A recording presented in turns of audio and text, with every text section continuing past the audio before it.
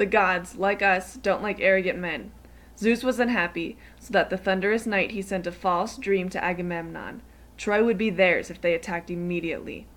The High King awoke, put on a tunic and flowing cloak, slung a silver sword over his shoulder, took his staff of office, and walked among the ships where his army rested.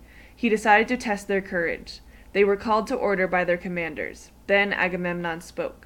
Mighty Zeus is against us. I believe we should leave before the Trojans force us into sea. Hearing their commander-in-chief advise retreat, many panicked. They cleared the runways, knocked away the supports, and began to push the ships into the sea.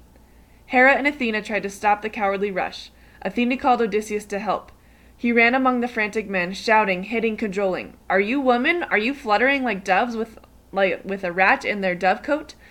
What are you, cowards? As you would expect, they were ashamed then. A troublemaking orator, Thersites, gouted the men and insulted Agamemnon, calling him a coward, an old woman, and a thief. That was too much.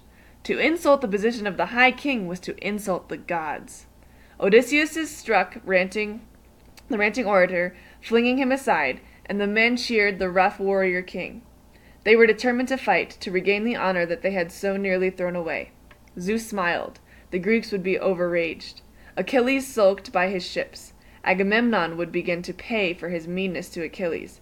It was just like Zeus had promised Thetis. Behind them, within the city walls, battle drums sounded.